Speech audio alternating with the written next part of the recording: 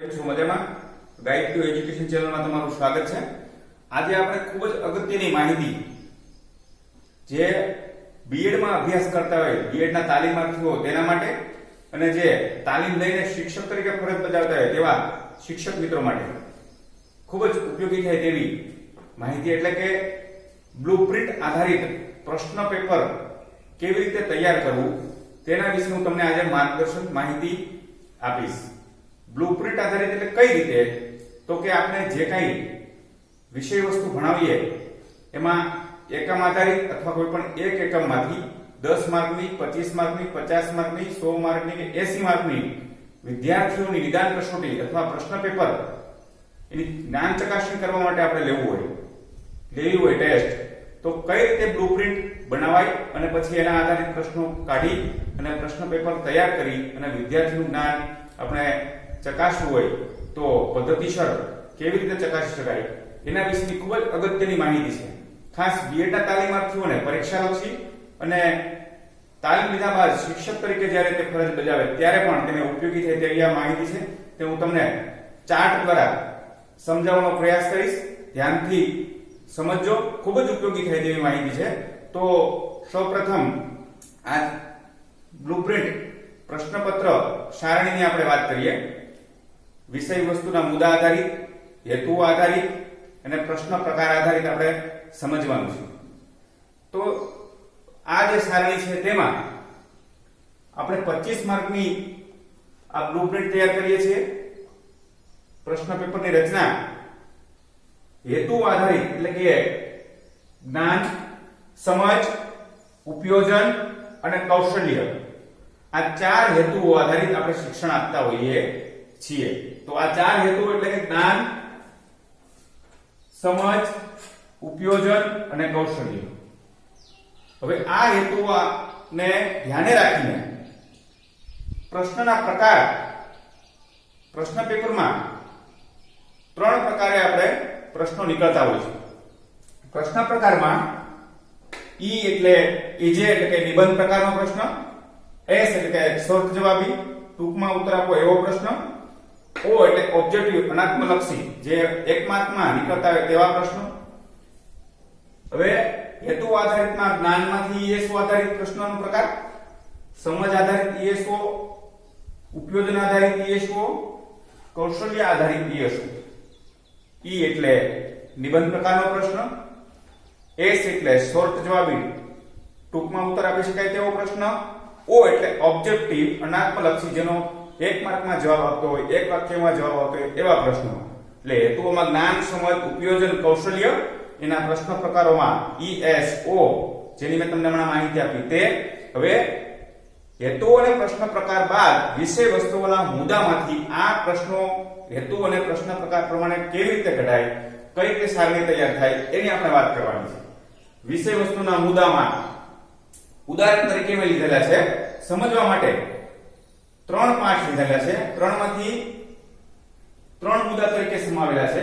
ઇતિહાસ જાણીએ, બીજો ક્રમ છે ભટકતું જીવન, ત્રીજો રાજ્ય વ્યવસ્થા।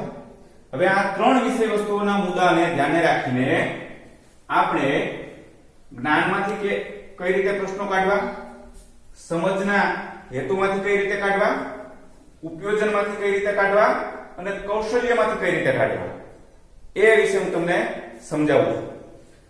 હવે 25 માર્કની આપણે આ સારણી તૈયાર કરેલી છે અને 25 માર્કનું પેપર કાઢવું હોય તો સરળતાથી આપણે બ્લુપ્રિન્ટ દ્વારા વિચારીને મનોમંથન કરીને કેમ કઢાય એ હું તમને અહીંયા ચાર્ટ દ્વારા સમજાવું છું।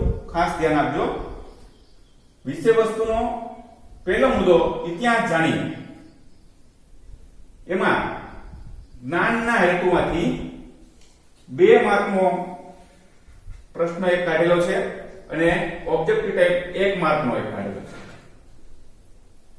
એ જ મુદ્દામાં સમજમાંથી 1 માર્કનો પ્રશ્ન કાઢ્યો છે। એ મુદ્દામાં ઉપયોજન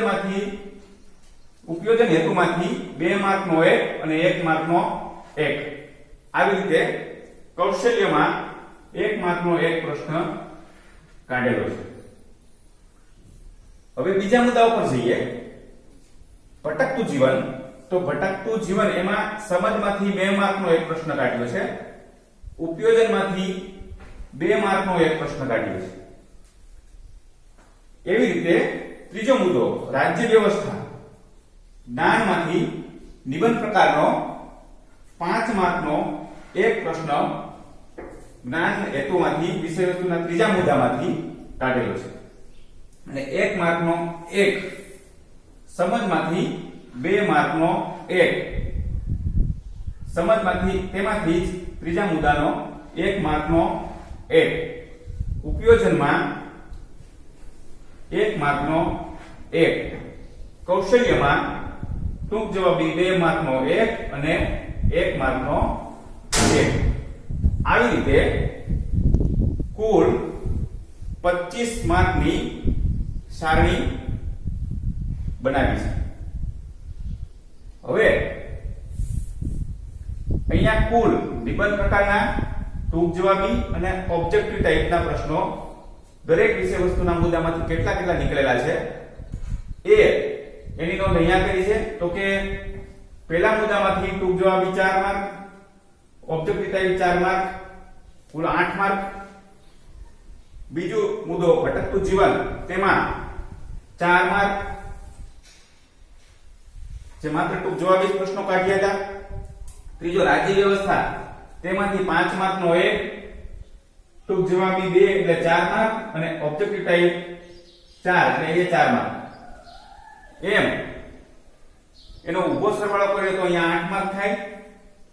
ઓબ્જેક્ટિવ ટાઈપના ટૂંક જવાબીના 12 માર્ક અને 5 માર્કનો એક, એમ કુલ મળીને 12 ને 8 20 ને બાદ 25 માર્ક ટોટલ અહીંયા તૈયાર થઈ ગયા છે. 25 માર્કની સારણીને આપણે અહીંયા હેતુઓ આધારિત, પ્રશ્ન પ્રકાર આધારિત અને વિષય વસ્તુના મુદ્દાને ધ્યાને રાખીને માર્ક અહીંયા મૂક્યા છે.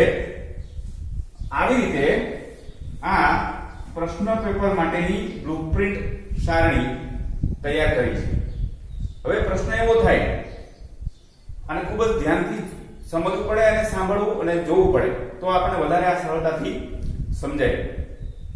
હવે નિબંધ પ્રકારનો પ્રશ્ન કેવા પાઠમાંથી કઢાય?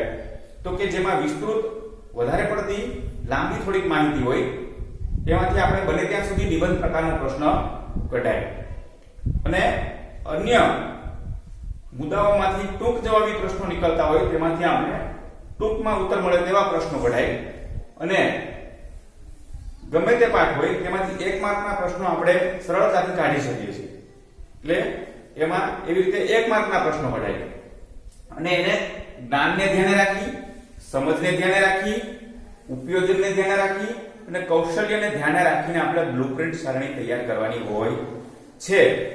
તમે આ સારણીને નિરાંતે સમજો, જુઓ અને સમજાવેલી માહિતીને યાદ રાખો અને એની પ્રેક્ટિસ 2 થી 3 વાર મનોમંથન દ્વારા કરો તો તમને સરળતાથી બ્લુપ્રિન્ટ પ્રશ્ન પેપર સારણી તૈયાર કરતા આવડી જાય.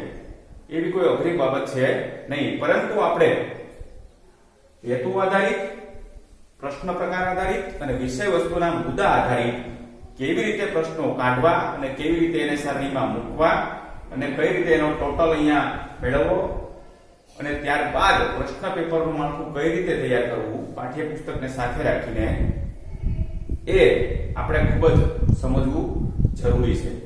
તમે આ બ્લુપ્રિન્ટ સારણીને વ્યવસ્થિત નિહાળશો તો તમને આમાં ઘણું બધું સમજાશે. અને મેં તમને જે માહિતી આપી છે, જ્ઞાન આધારિત, સમજ આધારિત, ઉપયોજન આધારિત, કૌશલ્ય આધારિત, પ્રશ્નોના પ્રકાર આધારિત, ESO ટાઈપ પ્રશ્નો કેવી રીતે કાઢવા, કેવી રીતે બ્લુપ્રિન્ટ સારણીમાં મૂકવા અને ત્યારબાદ પ્રશ્ન પેપર કઈ રીતે તૈયાર કરવું, એના વિશેની આ એક તમને સરળ રીતે મેં સમજાવવાની કોશિશ કરી છે. તો તમે આ તમને કાયમ માટે ઉપયોગી થાય તેવી આ બાબત છે, તો વધારે પડતું મનોમંથન કરી અને સમજો, પ્રયત્ન કરજો. એટલે તમને બીએડના તાલીમાર્થીઓને પણ ખૂબ જ ઉપયોગી થાય તેમ છે અને તાલીમ લીધા બાદ શિક્ષકોને પણ ખૂબ ઉપયોગી થાય તેવી આ માહિતી છે. વિસ્તૃત બ્લુપ્રિન્ટ આધારિત હજુ સમજ આવતા લેક્ચરમાં હું તમને આપવાનો પ્રયાસ કરીશ જે તમને વધારે ઉપયોગી થશે. તો જરૂરથી આ માહિતીને તમે સમજજો અને પ્રશ્ન પેપર બનાવવા માટેનો પ્રયાસ કરજો. તમને જરૂરથી આવડી જશે. આભાર. જય શિક્ષણ, જય ભારત.